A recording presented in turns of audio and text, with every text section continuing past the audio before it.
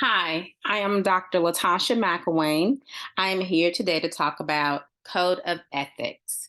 Today, we're going to go through the Code of Ethics of counseling so that we can understand what we need to be doing in our job and the fact that we are doing any type of work dealing with clients, patients, or another word we use sometimes clients, patients, members. Um, Other terms we call individuals that we're doing services for as it relates to counseling, case management, and different type of counseling type profession, the helping profession. So starting off, want to definitely talk about the mission of the American Counseling Association, which basically is to enhance the quality and life for society by promoting the development of professional counselors. So we are definitely a body of professionals that are focusing on making sure that we can enhance the quality of life for our clients. And then also, we do try to promote the development of professional counselors in order to do just that. We are definitely advancing in the counseling profession.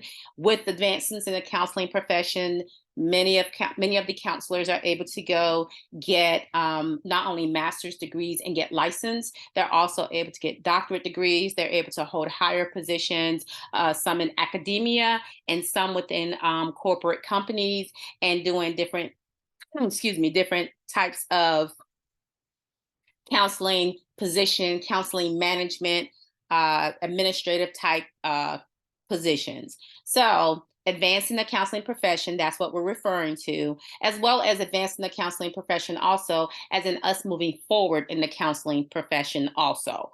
I think now, kind of developing the telehealth process of things that we're doing, that is a great part of considering the developing and advancing the counseling profession to a higher level, that we're able to reach out to more individuals in more places, whether it be rural areas, it be undeveloped countries.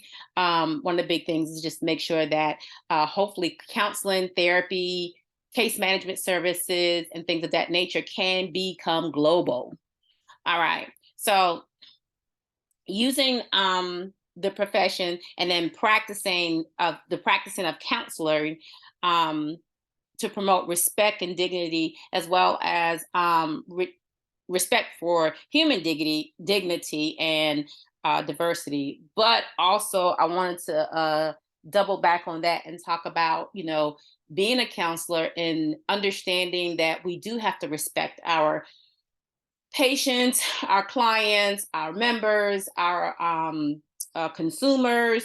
We have to respect them. We have to understand that as counseling professionals or social work professionals, that we definitely want to be treated with dignity and respect. So we should be able to reflect that back off to the individuals we're working with in our profession, to make sure that we treat them with the highest levels of dignity and respect. And of course, diversity. All of our clients will be different. So, with all of our clients being different, our patients being different, they having different, parts of their lives, different beliefs and different values, we're going to see different things. So, so that's kind of the mission of the American Counseling Association. We're going to go into, over the next few videos and few supervision sessions, we're going to go over the ACA Code of Ethics, basically that it does contain 9 sections. And those 9 sections, we're going to end up doing it in these videos, as well as meeting in person when I'm available to do so. We will meet in person and have those one-to-one conversations. And really, I think most of the meeting in person time that I'm trying to carve out is really to see, what do you understand? What did you get out of, let's see if we go through section A, B, and C. What did you get out of counseling relationship? What did you understand? Even some of the confidentiality and privacy. What did you understand about that? How was that conveyed to you, and what did you take away? How did you interpret it? That's going to be a big part of what we're doing in order to make sure that people understand. And then the professional responsibilities. We're going to horn in on this for a good little while. I know I've stated to a good bit of folks that we're going to do this for about 6 months, because we want to make sure that everyone understands that we are going to be providing services by a code of ethics, and that code of ethics right now is the ACA, based on the fact that I am a licensed professional counselor, so is Dr. Douglas, and because we are in this profession and we kind of sit in the clinical levels of what we do, we are going to continue to abide by the ACA code of ethics.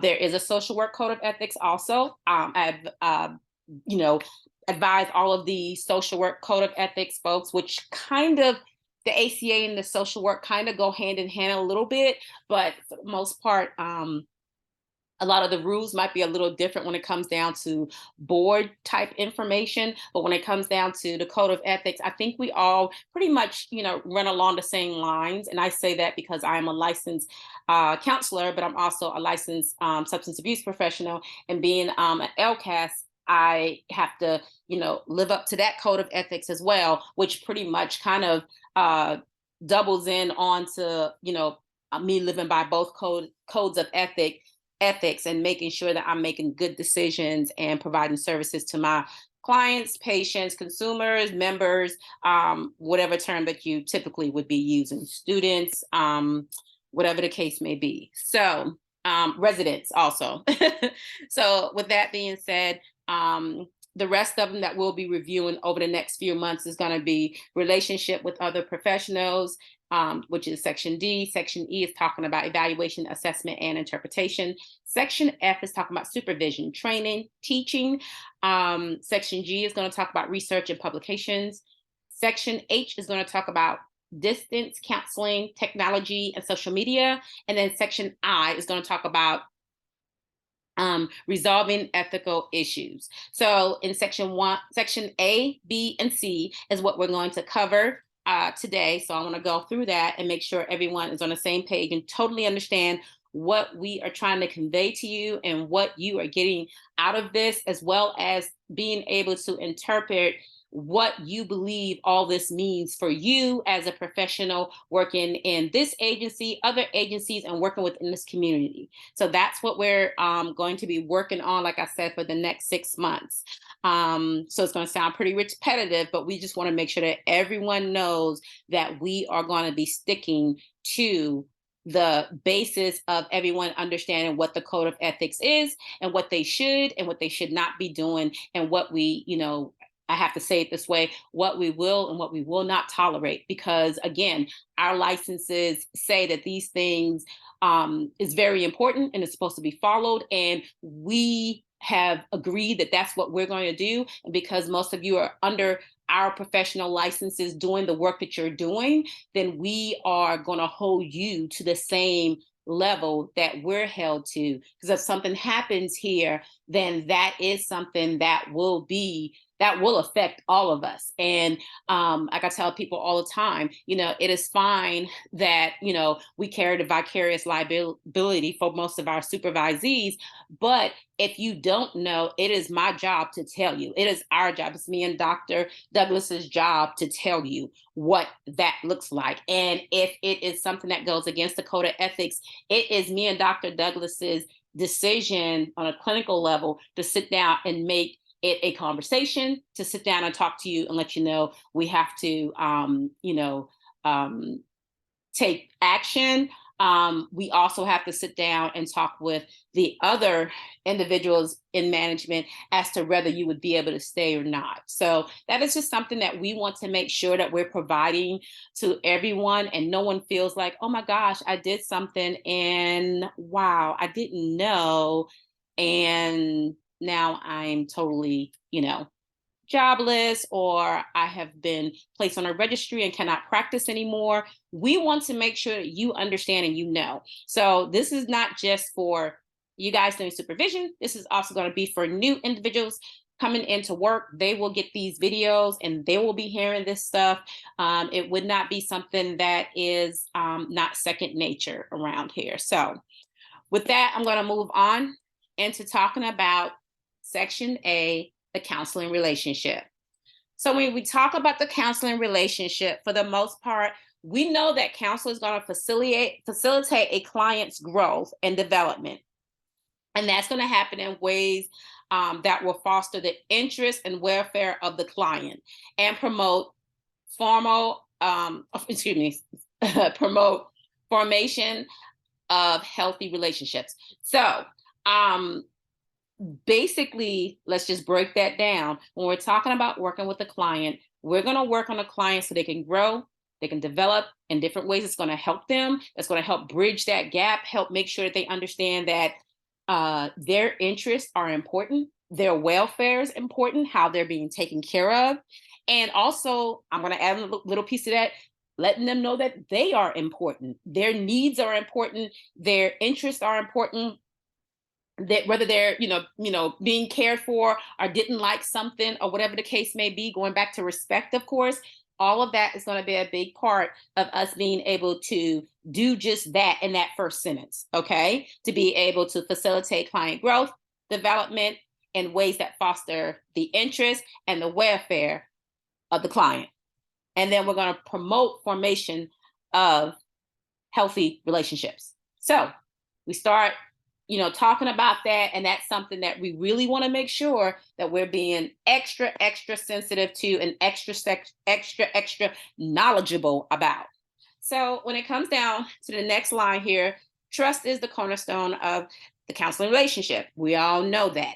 And counselors have the responsibility to respect and safeguard the client's rights and privacy. Their right to privacy and their confidentiality. Those are two big ones. So their right to privacy and confidentiality, we all know it goes to a certain limit that we would have to disclose what they're telling us when it comes down to confidentiality. We are mandated reporters. We will remain mandated reporters. We're mandated by the state that we have to report things that are not necessarily helpful or that would actually hurt an individual. That's if the person is thinking they want to hurt themselves, they want to hurt someone else, there's any type of abuse going on, any type of abuse period going on, that is a concern. And if there's any type of neglect going on, those things are areas that we have to be able to understand, that we have to report those things. We have to be able to also develop that relationship with our clients, that they understand that in the therapist client or counselor client or resident worker client or assistant teacher client or human services worker client relationship, so I'm using all of them.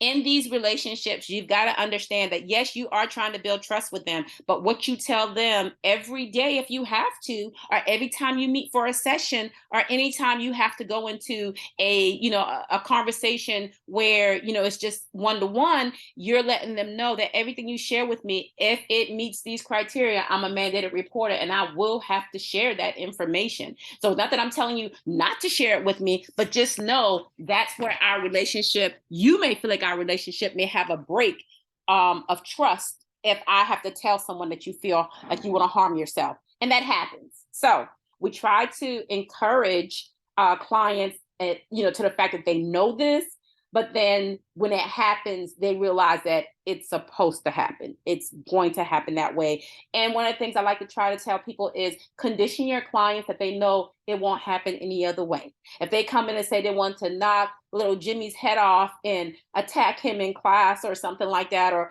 at the group home, or once they go out to recess when they get to school, then we're mandated reporters. We're not going to allow little Jimmy to get his head knocked off because someone is threatening that. So again, we have to understand and help the clients understand where the confidentiality and the privacy goes. When we do have conversations with these clients, yes, these individuals, you are going to make sure that their privacy is being protected. So it's not something I'm going to go and whisper over to Miss Candy about. No, it is confidential, private information, and it's confidential. Therefore, if there's a concern that someone shares with you, then you should be reporting that to your clinical team, your administrative team. I've always given my personal number for all of you guys to make contact with me. Dr. Douglas is always around. And there are always individuals here in the management level, administrative level, that is able to assist you guys if there's information that's going around or information that's coming out, and making sure that you're protecting the privacy and the confidentiality of the individual that is sharing the information or is experiencing a concern. So again, we're going to go back here and also talk about the counselors. Where are we at? I'm sorry. The counselors actively attempting to understand the diverse backgrounds of the clients they serve. So that is a big part of what we do as well. When we're talking about that, we're going to be straight to the point on that. And when it comes down to different backgrounds that we are working with, the clients that come in, the patients that come in, the consumers that come in, students, members, whatever the case may be, when they come in and we're working with them, we got to understand they come from a diverse background, and we have to be knowledgeable of different things. And here's usually my little trick with that is, if someone comes to me with something new that I have no knowledge about, depending on how things are going and the ability of time I'm going to have with that person, I always tell my young individuals, hey, you're teaching me something. I don't know anything about, I'll just throw it out there, how Muslims live or what they do and things like that. So I don't know anything about that. Can you teach me? Or even, I mean, I'll be just honest with it. A lot of times in the, with the gender identity concerns and issues that are happening now, when there's someone that come in and they're identifying as a female and they're a male, or identifying as a male and they're female, or binary, whatever it is, they're actually saying that they, go by. At that point, I tell them, I make it clear to them, hey, this is a new experience for me, and I am doing it this way. And if you like it this way, we can keep on going with this. But if you don't, please tell me. I may make mistakes. I may call you a her when I know you want to be called a he. I may call you, a she when you want to be called a him. And, I try to explain that to them, kind of like the difference, or a they, call them a she when they want to be referred to as they. And I tell them I might make a mistake like that. So you're the teacher today. I'm going to be talking all about counseling because that's what I know. But everything when it comes down to gender, and even if I make a mistake or anything, you have to help correct me. That is fine with me. I am learning from you today. You are the teacher. And I do that to try to help them feel like they're teaching me something, especially when they tell me something new, like they tell me non-binary or binary. They tell me, one of the names that they use that's different for me, and I haven't heard that one before. I'll tell them I've never heard. I'm genuine with it. And I'm telling them I've never heard of that before. Can you explain? And sometimes, if we have a moment, they'll give me a little short snippet of it, and I love that. And a lot of times they love that because they're teaching the old dog new tricks. So I really like, if I don't have any idea about that background or that culture or whatever the case may be, that there are so many young people that are willing to tell you what it's about or what's going on. I've even come across a good bit of individuals that are actually from Africa, and some things they're talking about, I'm like, okay, I get it, but I don't get it. And I tell them, I'm following you, but I'm not following. Can you help me out? And I'll tell them I'm not well versed in that. If it's something brand new for me, Vietnamese, if it's something brand new for me, I always say that so that I can be honest and genuine with them, and they can be, on top of it with me. Just being able to help me figure out what we can do, just to help them feel comfortable. So a lot of times we want to be very diverse in our cultural backgrounds. We want to know. So that's a job for us as counselors. That is a job for us in the helping profession. the human services profession, we are supposed to be a little bit more versed in cultural background differences. That's a part of our training. That's a part of our CEUs to keep up with things, that we should have some diversity cultural background trainings. Okay. Another area, oh, and to be very sensitive about that as well, because it's very sensitive when we're talking about different people, different individuals, and different cultural background differences. We have to be open to it as well as sensitive to it. So another thing, counselors also explore their own cultural identities and how these affect their values and beliefs about the counseling process. So a lot of times we are going through a whole set of training for ourselves to make sure. And a lot of times, like I tell people, if it's an individual that, and I tell people this could happen, if there's an individual that's real, real out there in their, I guess, secular world type thinking, and they come to you and you're really close into your spiritual, cultural thinking, I tell people there's nothing wrong with that. But you as a counseling profession, you have to be open. So because you have to be open as a counseling profession, you've got to make the adjustment, and you have to work with your client, patient, consumer, student, whatever the case may be. You've got to work with them and help them to understand. And you've got to work with yourself on the back end to make sure that you can go in and be open with this person, be genuine with this person, and not, cast any judgments upon them. So that is another big part of being in the counseling relationship. Additionally, is talking about counselors are encouraged to contribute to society by devoting a portion of their professional activities for little to no financial return. Well, I guess I'm the pro bono chick here, or the pro bono counseling queen here. Pro bono services is something that some of us do. I myself have about 3 to 4 pro bono clients right now. But that is just something I do because right now I am not necessarily practicing. I'm practicing, but I'm not practicing in the therapeutic area. So I keep about 3 or 4 therapeutic clients pro bono rate, which means that they pay nothing, but they do understand my process, my my rules and everything else to go along with that. They make an appointment, they keep an appointment. There's no canceling appointments and things like that. I'm a little bit more flexible with scheduling with them. I send them talks, I send them videos, I send them different books and things like that to try to keep up with what's going on, hopefully in their lives, and also to make sure that I am still keeping contact with them. I do keep the charts on them. I keep everything moving forward with them, and those are pro bono clients.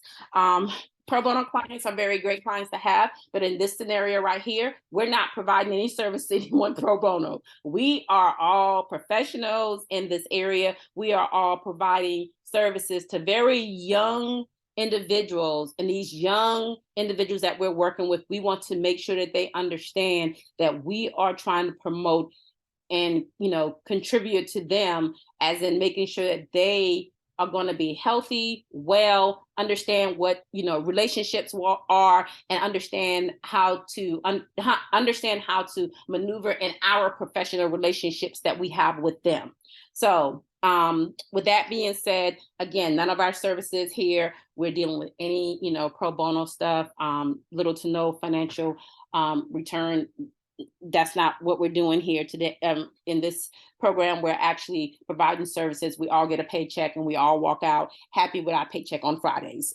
So with that being said, no one should be operating in that manner within this organization, or in any organization where you're pretty much getting a paycheck and that's what you're hired to do. Again, and let me go back and say this too, the reason why I'm able to provide pro bono services, because that is in my organization, my therapy services, in my therapy practice. And I am able to offer at least 3 patients or 3 clients, every 3 or 4 clients every 6 months or so. I'm able to offer them some pro bono services, and that's how I do my contributing back to society. So like I said, when we have full-time positions in different organizations and things like that, we are not typically providing a service like that unless we are asked to do so by management or the clinical team and something else is going on. Even if we were working somewhere and someone asked us to do a sliding fee scale, Yes, that's something we would do, but it really, you're not really providing a sliding fee scale for that person. The company is getting paid that sliding fee. You're probably still getting paid your hourly rate. So clear that up right now. So we're not doing anybody any favors or anything like that.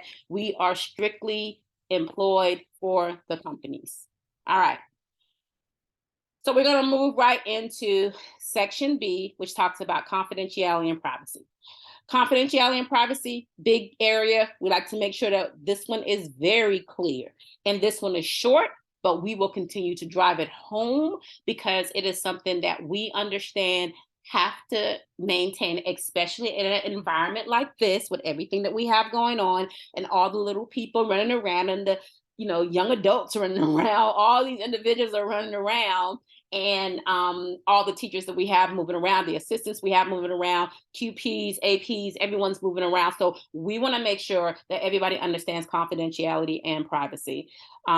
Counselor recognize that trust is the cornerstone of the counseling relationship. And we just heard that in A. So with that being said, we heard that in A, we heard that probably in the first part as well. But like I said, you'll keep hearing things because we're trying to drive things home, and we will drive things home.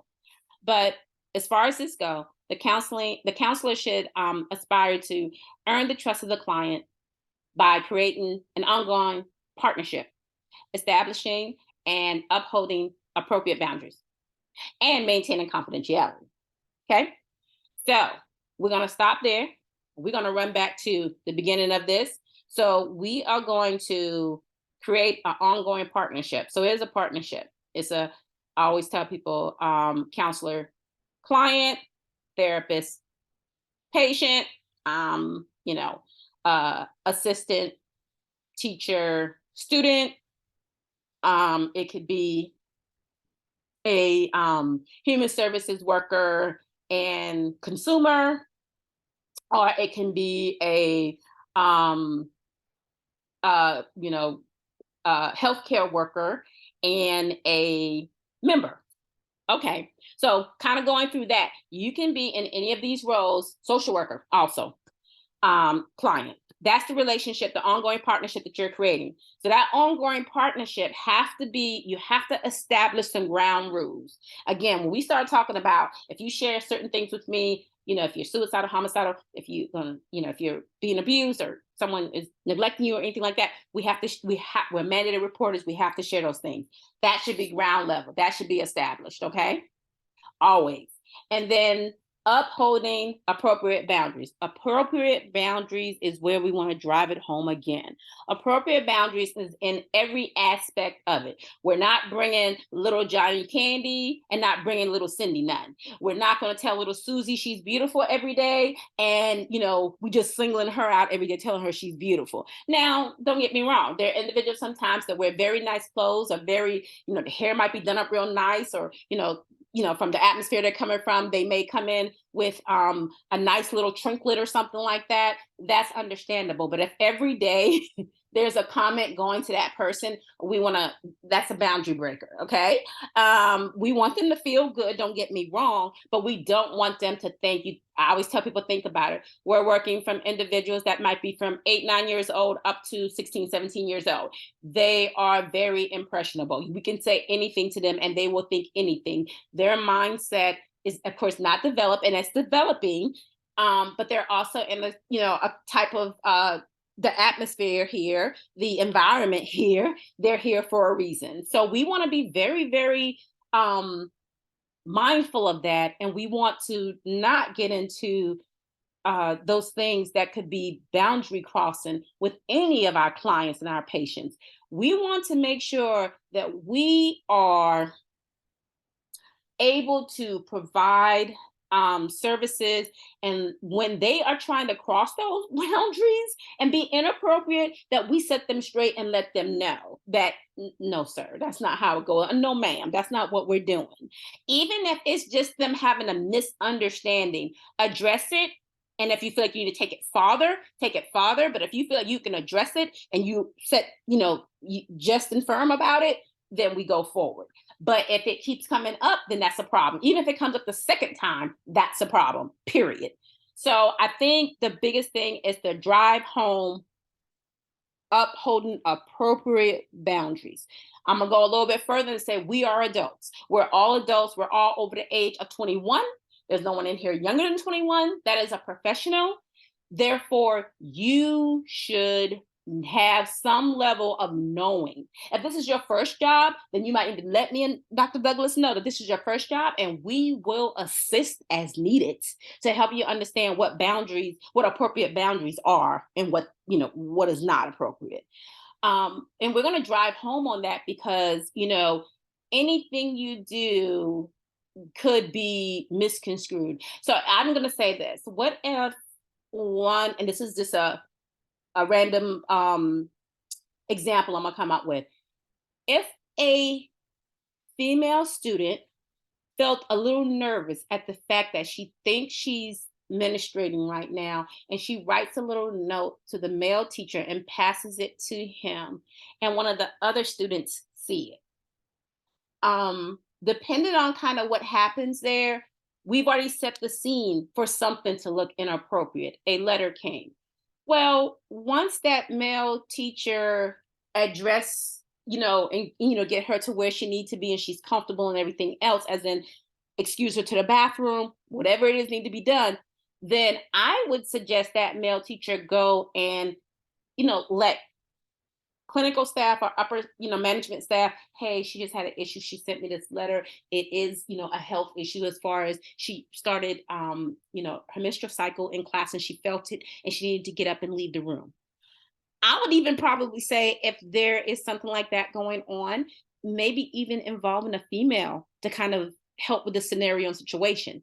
And then it's not anyone else's business, but we still have to make sure that between that female client and that male teacher, that there is or male human services worker, whatever the case may be, that there is a boundary in there. And bringing a female in would be very helpful. Definitely alerting management, clinical staff as to what happened, dealing with that patient's, that member's, that client's health, or whatever the case may be. That's their personal business. Now, if another student get there and be like, well, I saw her pass a letter to Mr. So-and-so, and I don't think that's appropriate.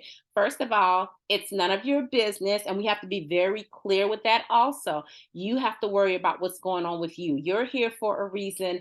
And, whatever goes on with someone else is their private business. We're not going to tell them, oh no, we're not going to give them the explanation behind it, but we are going to, kind of help them understand that we follow in the level of having appropriate boundaries. And we want you to understand that you need to follow also in the way of, understanding personal boundaries. Now, the young lady who sent the letter and it was her health issue or whatever, we probably won't even go there with her because she had a medical issue and she needed to get some help, and that's how she chose to do so that particular day. I think if it's nipped in the bud, I don't think it'll be any issues going forward. Okay.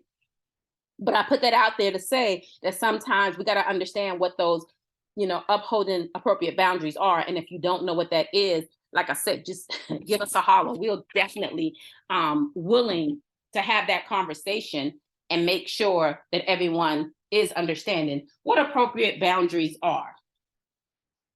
All right. And then now we're going to turn over to maintaining confidentiality. We just kind of mentioned that a little bit. So yes, just making sure that we're keeping things confidential. We're not going to blast no one and say, oh yeah, well, she, started, that and that's why she passed it. We're not going to do that. Okay. All right. As far as counselor communication, our counselor communicate the parameters of confidentiality in a culturally competent manner. That's kind of where I'm talking about being just and firm, having the female intervene, as well as having clinical staff come in or having management step in and do what they need to do or whatever the case may be. We don't want anyone to be inappropriate, but we do want everyone to know I guess I can kind of say it this way. If that's outside of your scope, if it's a male and a situation like that come up, that might be outside of your scope. You don't have that particular concern, but young ladies do. And so having a female teacher come in or a female assistant come in to help out, the nurse and whoever come in to help out, that's a different conversation to have. So again, most appropriately within the parameters of the confidentiality and making sure that everyone is culturally competent in that manner. You're really being most appropriate. Let me say that. Very appropriate. The only part of all of this is really being appropriate when it comes down to confidentiality and privacy. Okay. Next area we're going to look at here is going to be professional responsibility. Professional responsibilities. Now, counselors aspire to be open, honest, and have accurate communication when we're dealing with the public and other professionals. Okay, counselors facilitate access to counseling services, and they practice in a non-discriminatory manner within the boundaries of professional and personal competencies. They also have a responsibility to abide by the ACA Code of Ethics. All right, so I'm gonna stop right there and just really say that we're gonna drive this home again, and we're driving this home because as a counselor, a lot of us that came through, especially as licensed professionals and went through master's programs, we went through a lot of understanding how to be open, honest, and most accurate when it comes to our communication and dealing with others. We have to say what we say, mean what we say, and make sure that there is no, we have to be very definitive about what we're saying. If we're saying it, we're saying it. We have to make sure that what we're saying is appropriate in every manner. We have to be, and I think I'm going to say this, that is one of the reasons why when I'm meeting someone and talking with them and they tell me that they are from they're Filipino. And I'm like, oh boy, wait a minute. I don't want to get what I do with a Vietnamese family or a Japanese family mixed up with what is in front of me right now, which is a Filipino family. I will be honest with them. I won't hold back. I will tell them I will be very honest and open with them that I am not versed that much in and I'll be honest, and I've worked with a Japanese family and I've worked with a, Vietnamese family, but Filipino, I've had some studies in that area, but I'm not fully versed, meaning I have never worked with the family. So I would be honest with that. So a lot of times I tell people, you have to be able to open up your communication. And that may, of course, me in private practice, that may cost me a client, but you know what? That is fine because I want to be very, very, at my highest level of being able to service an individual versus kind of, I guess, trying to wade my way through the waters. No, if they don't feel comfortable, because I don't know that much about working with, clients that come in that's Vietnamese or that are Filipino, then okay, I'm going to leave that as it is. And hopefully I can help them find somebody else to work with. I'm going to be, good about it and move on and, hopefully be able to, if I can refer them to someone. If not, just, be open and honest and thank them for contacting me and thinking of me, but, allowing them to move on. Okay. So I say that because we have to be mindful that we provide services and we have to be very versed in what we're doing. We're going to be non-discriminatory towards individuals, and we're going to be within our boundaries. If you've never worked with the level of, I always say this about sometimes Caucasian males and African American males. If a Caucasian male comes along, don't get me wrong, I know plenty of them that really do a wonderful job with young African American males, and I love it. But then I see sometimes where you may get someone who's very, they've had one or two, it wasn't necessarily, and they realize it sometimes as counselors, we realize it wasn't the best work we did, but here we go, we're going to take another one.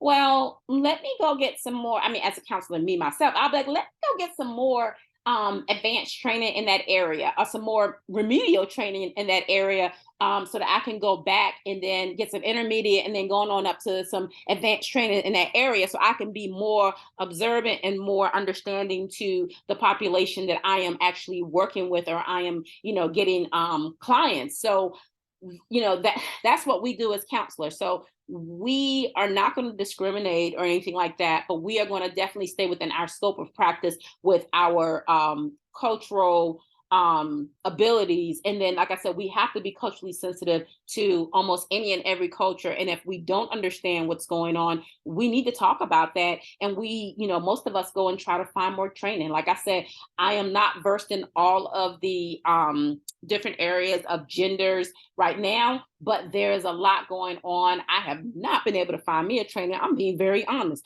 I have not been able to find me a trainer, but they give us plenty of trainings in a few other organizations that I work with, that I've been able to get some of that. But I definitely am a person that's looking for some more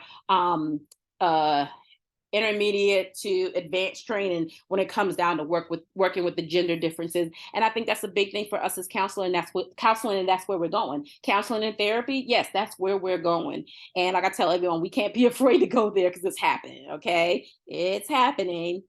So with that being said, being able to, of course, abide by the code of ethics. When you're not abiding by the code of ethics, then you're all in left field. And we don't want to be in left field. We all want to be right here in right field and know what we're doing. And everyone can anticipate the other person's step, because we know that all of us are following the code of ethics. Okay.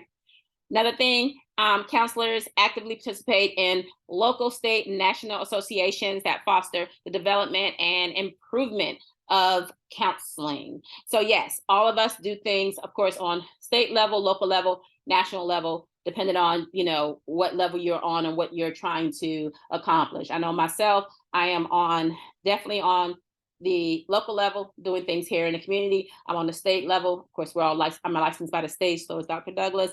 And then on the national level, I know that I have national certifications that I hold as well. Dr. Douglas probably has some national certifications that she holds also. So all of us are doing things to help the counseling profession to improve and make sure that we are developing as counselors in the counseling profession. And we're educating other people also. Counselors are expected to advocate to promote changes at the individual, group, institutional, and societal levels that improve the quality of life for individuals and groups, and remove potential barriers to the provision or access of appropriate services being offered. So basically, we are in here to try to promote and make sure that individuals are able to get the services they need. And I think when we're talking about potential barriers, removing that, I think all of us going to a telehealth format, that is a great way that we are definitely trying to put ourselves in a place where we are removing some of the barriers. Trying to also offer the appropriate services, make sure that people have access to it. So with that being said, we have to make sure that, I'm gonna say this too, if I am working with a patient, because I'm gonna go back to being the African-American, Caucasian, whatever the case may be, or let's just say it's an Asian American individual that's working with an African-American male or a Caucasian male. And he's kind of like, oh, I don't know here. I got this new client. Okay. So don't be the one that's just trying to make your waves through the water and try to find your way. Be up close and be upfront and personal about it, pretty much like, hey, on a professional level, this is kind of outside of my scope of practice. And that Asian American counselor or social worker or therapist is saying that, is actually saying, right now, when it comes down to diversity, I'm practicing outside the scope of what I understand and where my competency is. And, trying to do a crash course on it right now while I have this person as a client, it's not working. He's too young, whatever the case may be, the communication is not good, whatever the case may be, we need to refer him for a service or to another individual that can offer him the best care possible. So we got to think about things like that. in our setting, we got to be mindful that our kids are here. And because they are here, we will provide them the service that they need. Therefore, all of you guys are expected to have a whole lot of cultural competencies. Okay. You'll have to understand that we're in North Carolina. There are kids that we're getting from all parts of North Carolina. We can have kids coming from the mountains, which is very rural. They probably have very little interactions with African American folks, or we might have individuals that are coming from the Cherokee area, which probably have very interaction with Caucasian or African American for that matter. But we have people coming from different areas. You may have someone coming from the coast, or we can have someone coming from northern North Carolina. Well, we're kind of pretty much southern North Carolina, but from different areas, such as a rural area or a very large area, one of the cities in North Carolina, the Raleigh area, the Charlotte area. So we have individuals coming from different areas that have different things going on.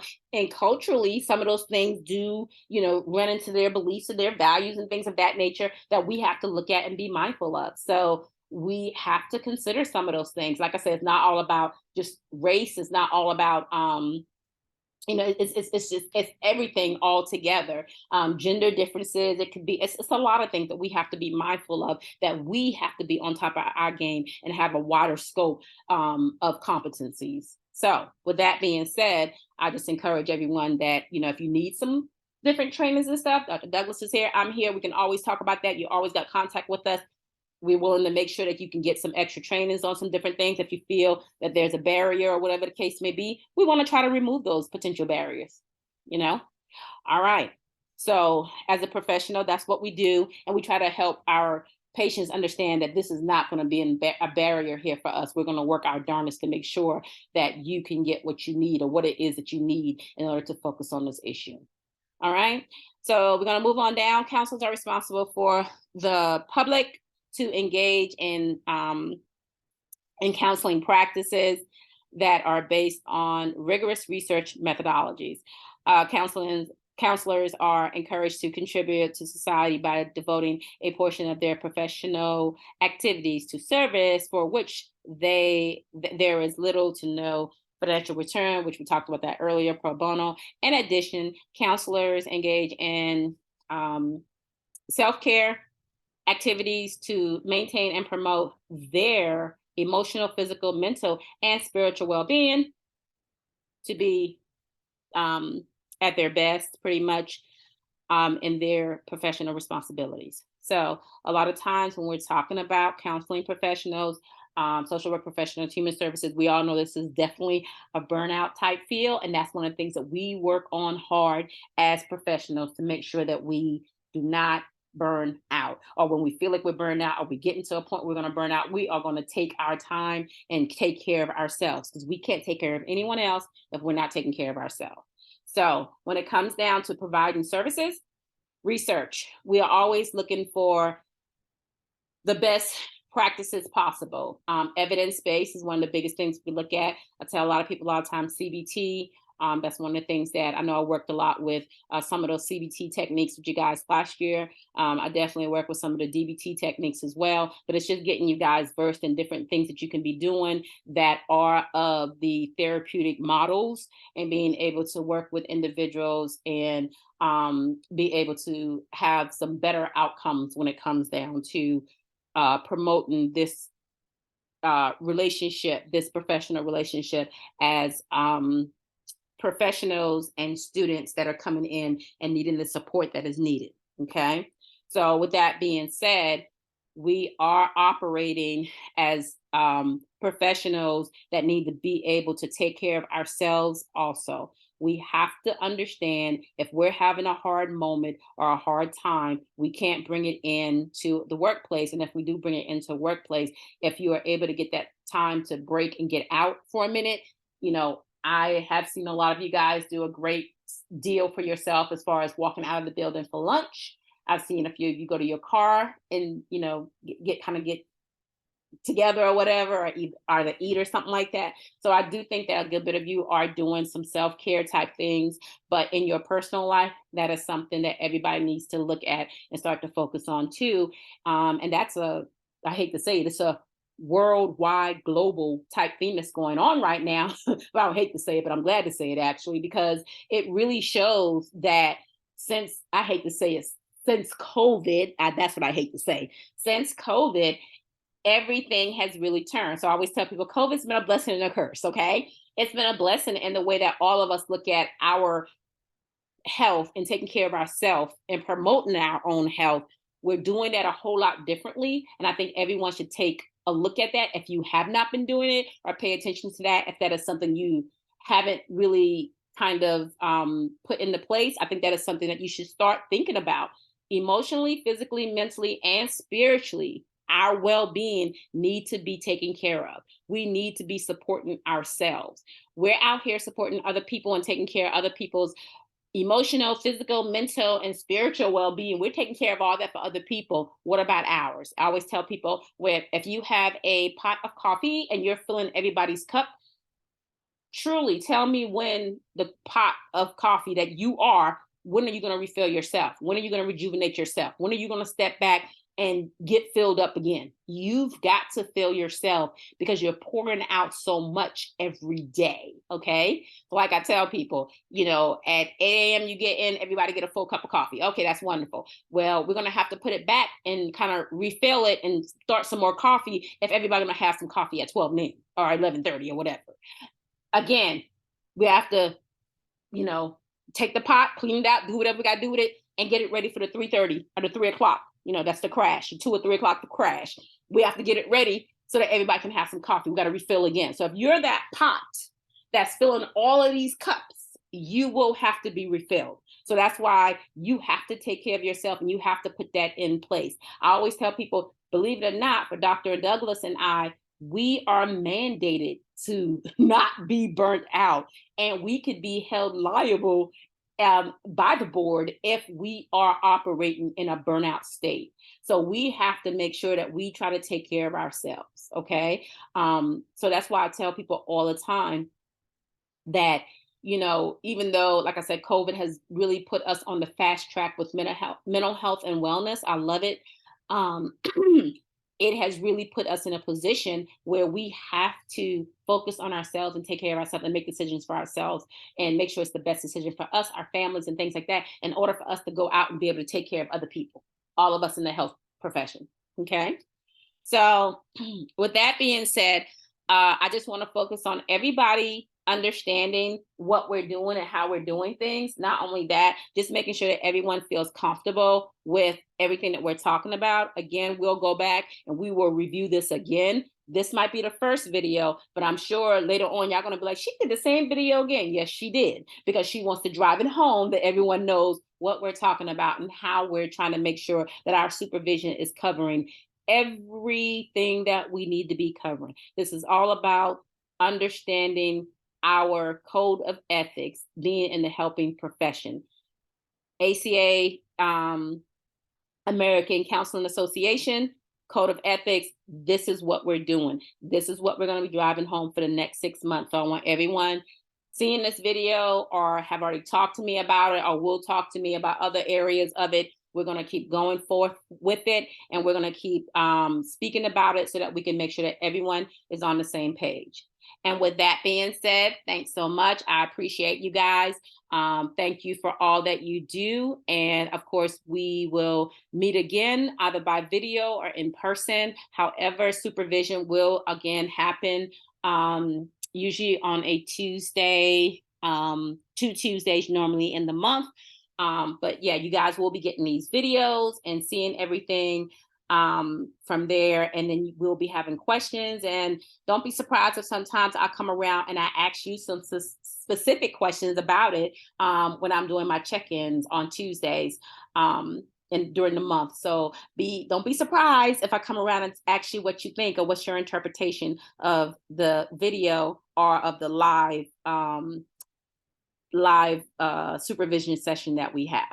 All right. Thanks so much, guys. Hope you have a marvelous day.